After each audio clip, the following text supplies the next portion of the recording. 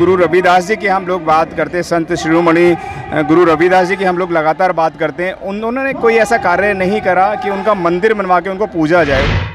उस समय की जो जीने की पद्धति थी, उस समय जीने का जो एक माध्यम था, उस माध्यम में समानता से हम जी सकें, उसके लिए जीवन भर गुरु रविदास जी ने संघर्ष किया।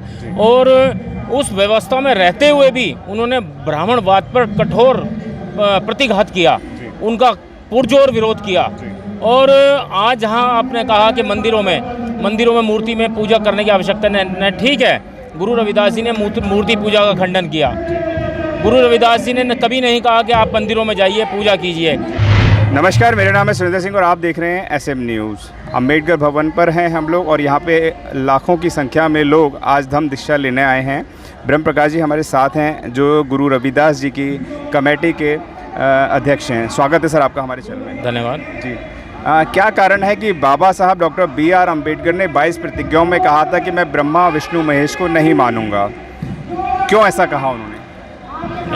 सबसे पहले आज इस अवसर पर आप सभी को मैं जय भीम बोलता हूँ।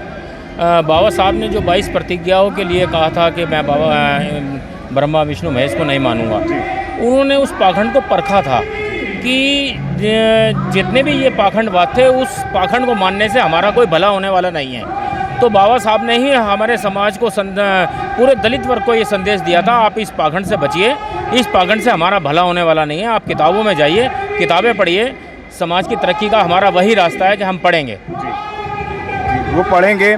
लेकिन जो गुरु रविदास जी की हम लोग बात करते हैं, संत शिरोमणि गुरु रविदास जी की हम लोग लगातार बात करते हैं। उन्होंने कोई ऐसा कार्य नहीं करा कि उनका मंदिर बनवा के उनको पूजा जाए। उन्होंने संघर्ष करा, उन्होंने लोगों को आगे बढ़ाने का काम करा।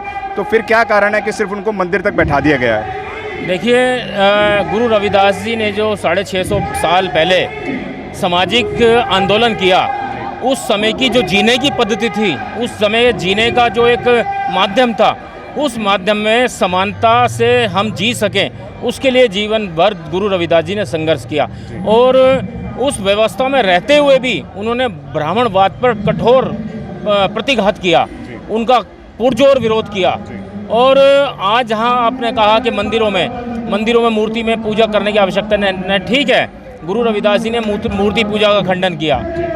गुरु रविदास जी ने कभी नहीं कहा कि आप मंदिरों में जाइए, पूजा कीजिए, परंतु मंदिर एक समाज को इकट्ठा करने का एक माध्यम है कि समाज के लोग वहाँ पर आएँ और मतलब दूसरे मंदिरों में ना जाकर कम से कम अपने मंदिर में बैठें, चाहे बौद्ध विहार है, अम्बेडकर भवन है, गुरु रविदास मंदिर है। एक माध्यम सिर्फ ये है, भला उनसे मंदिरों से भी नहीं होने वाला है।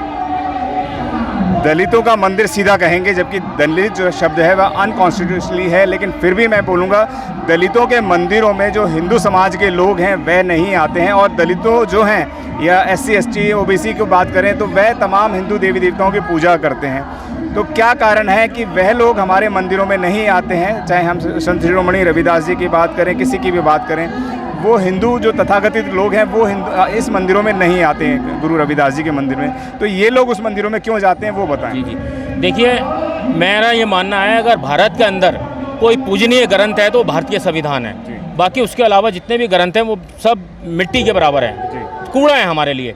हम किसी ग्रंथ में विश्वास नहीं रखते, हम भारतीय संविधान में बाबा साहब द्वारा दिए हुए संविधान पर विश्वास रखते हैं। और मंदिरों में जो हिंदू की बात है, देखिए, हिंदू भारत के अंदर जो है जाति प्रथा है, और संत महापुरुषों के लिए भी वो सब ये सोचते हैं कि जाति का है संत। बल्कि कोई भी संत है, अगर वो ये कहते हैं, अब राम है, राम क्षत्रिय जाति के हैं, अब उनको क्षत्रिय क्यों? लोग सारे पूछते हैं, सारे मानते हैं। लेकिन जब दलितों की बात आती है या दलित नेता की बात आती है, आज राजेंद्र पाल जी मंत्री हैं, उनको कह दिया जाएगा कि दलितों के नेता हैं, दलितों के मंत्री हैं। बाबा साहब को कह दिया जाता था दलितों के मसीहा। और जबकि बाबा साहब ने दलितों के लिए काम थोड़ा किया, बाबा साहब ने तो पूरे भारत की मानव जाति के लिए काम किया है। संविधान में सभी को बराबरी का अधिकार दिया है। और जो मंदिरों में नहीं जाते वो ये सोचते हैं कि भाई वो जाति प्रथा से ग्रस्त हैं आज भी लोग, और वो जाति प्रथा से इतने ग्रस्त हैं वो हजारों साल भी इस प्रथा से नहीं निकल सकते। उनका राजनीति में बने रहना और समाज में अपने आप को वर्चस्व बनाए रखने के लिए, बिजनेस पे कब्जा करने के लिए जाति प्रथा बनाए रखना उनकी मजबूरी है, इसीलिए वो मंदिर में नहीं जाते। और जो हमारे दलित भाई मंदिरों में जाते हैं उनकी महा भूल है, एक नहीं मैं कहूँगा लाखों बार वो भूल है कि वो उन मंदिरों में जाकर मत्था टेकते हैं, चढ़ावा चढ़ाते हैं अपनी मेहनत की कमाई को।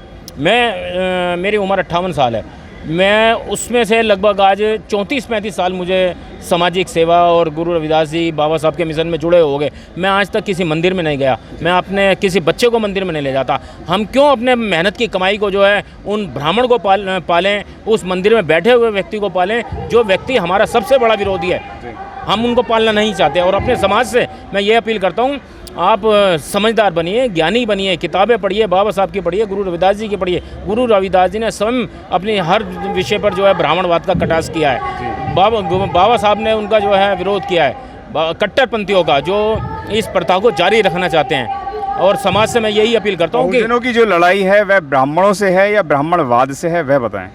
देखिए, बहुजनों की लड़ाई है ना, वो सही मायने में ब्राह्मणवाद से है। ब्राह्मणवाद के अंदर वो कोई भी जाति का है जो ब्राह्मणवादी व्यवस्था को अपनाता है, उसके रास्ते पर चलता है। हमारी लड़ाई उससे है जी, उससे है। तो कई बार देखने में आता है, जैसे आपने बोला कि उन मंदिरों में क्यों चढ़ावा दें, उन लोगों को क्यों आगे बढ़ाने का काम करें, तो ये क्या है, मतलब उन चीज़ को थोड़ा क्लियर करें आप। देखिए, हम प्रयास कर रहे हैं, लोगों को बता रहे हैं। हमने दिल्ली में अपनी कमेटी के माध्यम से एक मिशन चलाया हुआ है कि गुरु जो हमारी जो पहले एक देखने में मिलता था कि लोग बसों के लेकर कोई जाता है, वैष्णो देवी जा रहा है, कोई केला देवी जा रहा है, पता नहीं कितने ना जाने कितनी देवियाँ, मैं तो नाम भी नहीं जानता। तो उन लोगों को हमारे जो प्रचारक हमारे ढंग से नहीं हो पा रहे हैं। जब हमारे प्रचारक बनेंगे ना, वो प्रचारक जाके मंदिरों में, धर्मशालाओं में, हमारे बौद्ध विहार हों, चाहे अंबेडकर विहार हों, गुरु रविदास मंदिर हों, वाल्मीकि मंदिर हों, कबीरदास जी के मंदिर हों, उन मंदिरों में जाकर हमारे प्रचारों को, समाज को समझाने की आवश्यकता है। तो हमारे प्रचारक नहीं बन पा रहे हैं, जिससे वो लोग भटक रहे हैं। जी, क्या कहेंगे, जैसे आपने कबीरदास की बात करी, रविदास की बात करी, तो इनको मंदिरों में बैठाने से कार्य चल जाएगा या उनके विचारों को लोगों तक पहुंचाने का कार्य होना चाहिए? पूजा पाठ की आप बात करते हैं, पूजा पाठ को ख़त्म करने की बात करते हैं, लेकिन अपने महापुरुषों को आपने मंदिरों में बैठा दिया है, तो किस तरीके से मानसिक विकास हो पाएगा उनका? मंदिर तो मंदिर है। देखिए, मंदिर है, लेकिन मंदिर में वहाँ पर जो गुरु रविदास जी के मंदिर हैं या कबीरदास जी के मंदिर हैं, महर्षि वाल्मीकि के मंदिर हैं, वो थोड़ा सा फ़र्क है। गुरु रविदास जी और महर्षि कबीरदास जी के मंदिरों में और वाल्मीकि मंदिर में अलग है। वाल्मीकि जी के मंदिर में पूरा सनातन धर्म की पूजा की जाती है, और गुरु रविदास जी के मंदिर जो होंगे, आप पंजाब में चले जाइए, दिल्ली में भी बहुत सारे ऐसे मंदिर हैं, वहाँ पर प्योर गुरु रविदास जी की ही पूजा की जाती है और उनके संदेशों का प्रचार किया जाता है कि गुरु रविदास जी ने जो जो समाज कल्याण के लिए संदेश दिए हैं उनका पालन कीजिए। धन्यवाद आपका। Thank you. अगर आपने अभी तक हमारा चैनल सब्सक्राइब नहीं किया है तो सब्सक्राइब करें और घंटी का बटन बिल्कुल भी दबाना ना भूलें, ताकि सभी लेटेस्ट खबरें पहुंच सकें आप पे सबसे पहले।